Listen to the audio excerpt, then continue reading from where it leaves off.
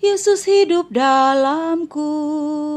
Hidupku bukannya aku lagi, tapi Yesus dalamku. Salam sejahtera Bapak Ibu Saudara Jemaat GPIB dimanapun saudara berada.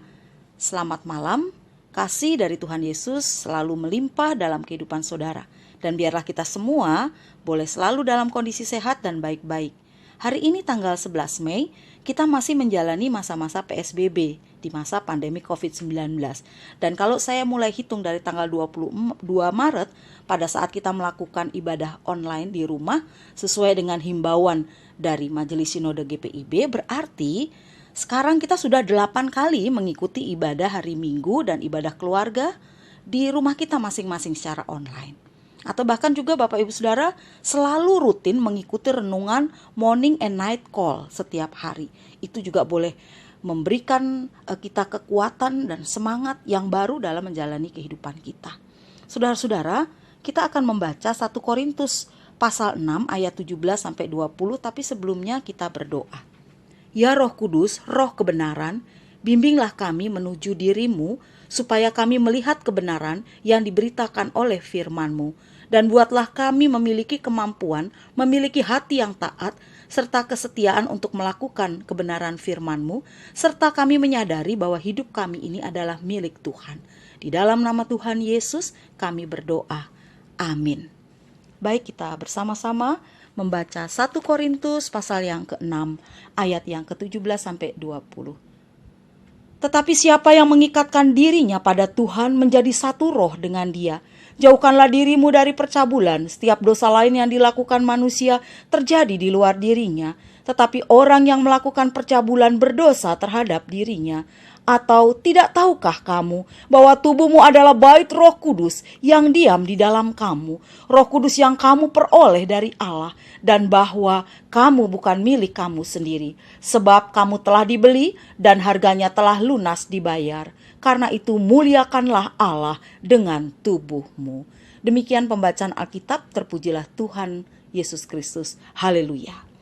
Saudara-saudara yang dikasihi Allah, kota Korintus dengan cepat berkembang menjadi kota pelabuhan yang ramai sejak dibangun kembali oleh Julius Caesar tahun 44 sebelum Masehi. Sebagai kota pelabuhan, Korintus menyimpan berbagai penyakit masyarakat, salah satunya pelacuran. Dan Paulus menerima informasi bahwa imoralitas semakin bertumbuh subur, dan ironisnya laki-laki Kristen dan kaum hidung belang mengunjungi tempat pelacuran. Bahkan ditambah lagi ajaran sesat yang ada di sana ikut merestui perilaku amoral tersebut. Saudara-saudara, rupa-rupanya mereka memiliki cara berpikir yang salah. Mereka melakukan hal tersebut karena memiliki pemahaman bahwa apa yang mereka lakukan adalah halal. Sedangkan Rasul Paulus pada saat itu mengatakan di dalam ayat yang ke-12, segala sesuatu halal tapi bukan semuanya berguna. Artinya apa? Artinya ukurannya bukanlah boleh atau tidak, tetapi apakah yang dilakukan itu berguna atau tidak. Bahkan di ayat 13, Rasul Paulus mengatakan bahwa tubuh bukanlah untuk percabulan, melainkan untuk Tuhan, dan Tuhan untuk tubuh. Saudara-saudara yang dikasihi Allah dalam Tuhan Yesus Kristus, itu berarti kalau jemaat di sana diingatkan bahwa tubuh mereka adalah bait Allah, dan bahkan juga mereka diingatkan mereka telah dibeli dan harganya telah lunas dibayar, itu berarti mereka harus melakukan yang baik, yang berkenan di hadapan Tuhan. Mereka harus memuliakan Allah dengan tubuhnya. Artinya mereka harus melakukan segala tindakan, pikiran, perilaku, dan apapun itu yang menyenangkan hati Tuhan. Menurut Rasul Paulus, memang tidak pantas jika mereka yang adalah orang Kristen menyerahkan dirinya kepada percabulan. Sebab apa? Sebab itu akan mengikat mereka kepada percabulan. Dan percabulan itu adalah dosa di ayat 18. Lalu pertanyaannya, bagaimana agar tidak terikat pada percabulan? Rasul Paulus di sini memberikan kata kuncinya. Apa itu? Mengikatkan diri pada Tuhan, ayat 17.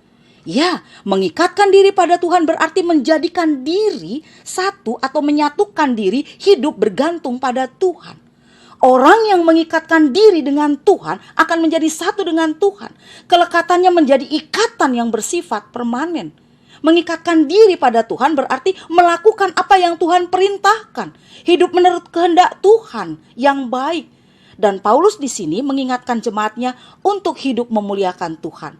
Memuliakan Tuhan bukan hanya soal menahan diri dari percabulan, tetapi bagaimana seluruh hidup pribadi itu harus dipakai secara positif dalam pelayanan demi kemuliaan Tuhan.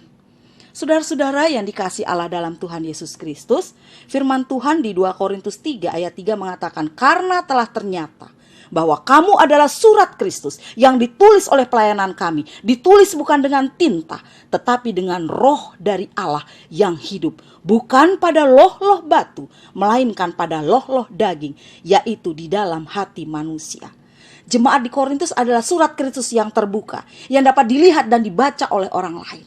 Oleh karenanya ketika mereka pada saat itu dapat menunjukkan surat Kristus yang terbuka, mereka juga harus mampu dan mau melakukan yang baik yang datangnya dari Tuhan. Hidup mereka yang mereka hidupi pada saat itu bukan diri mereka sendiri, tetapi Kristus Yesus yang hidup di dalam mereka. Hidup mereka sepenuhnya itu sudah menjadi milik Tuhan.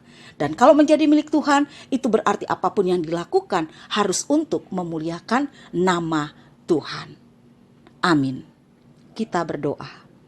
Kami bersyukur kepadamu ya Tuhan atas sepanjang kehidupan yang telah kami lalui, atas setiap kejadian yang boleh kami lewati, baik itu suka maupun duka. Kami bersyukur karena Engkaulah penolong kami untuk dapat melalui setiap perkara. Ya Tuhan, berkatilah kami, gereja Tuhan, gereja kami GPIB, baik di tingkat sinodal, Departemen Pelkes GPIB, musyawarah pelayanan atau di jemaat kami masing-masing.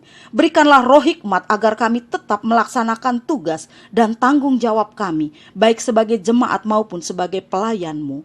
Ya Bapa, kami berdoa buat semua sahabat kami, saudara-saudara kami dimanapun mereka berada. Berilah kasih dan kebaikan-Mu yang telah kami rasakan bagi mereka. Cukupkanlah kebutuhan mereka lewat berkat yang Engkau curahkan. Berikan kekuatan bagi mereka yang lemah, penghiburan bagi mereka yang berduka, dan penyertaan-Mu yang memampukan mereka untuk menanggung segala perkara.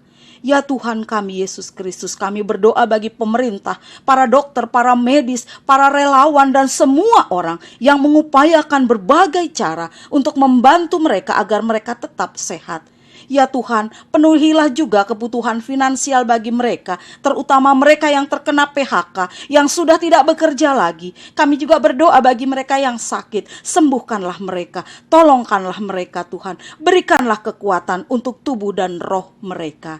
Inilah doa kami ya Tuhan, di dalam nama Tuhan kami Yesus Kristus, yang adalah Tuhan dan Juru Selamat kami yang hidup, kami berdoa. Amin. Saudaraku, sekarang kita akan beristirahat dan kita akan tidur. Biarlah Tuhan menjaga kita di malam hari ini dan saat tidur. Dan besok kita bangun dengan nafas hidup yang baru, kekuatan dan kesehatan yang baru. Serta kita harus ingat bahwa hidup kita ini adalah milik Tuhan. Jadi saat kita beraktivitas, hendaklah perkataan, sikap, dan perbuatan kita yang kita lakukan sesuai dengan kehendaknya dan untuk memuliakan namanya. Amin.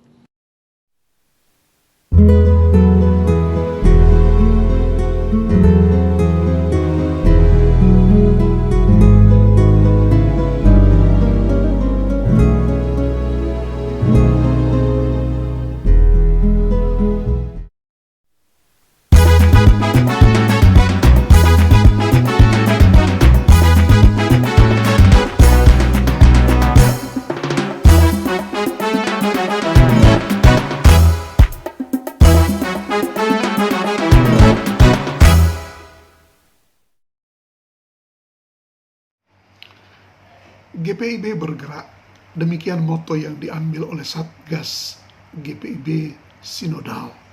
Kami sudah berbuat banyak menanggulangi dampak COVID-19, namun masih banyak juga yang membutuhkan. Karena itu kami menghimbau warga jemaat ataupun simpatisan untuk boleh berpartisipasi dalam penanggulangan dampak COVID-19 ini. Dengan segala sukacita partisipasi saudara-saudara kami sambut. Terima kasih, Tuhan memberkati.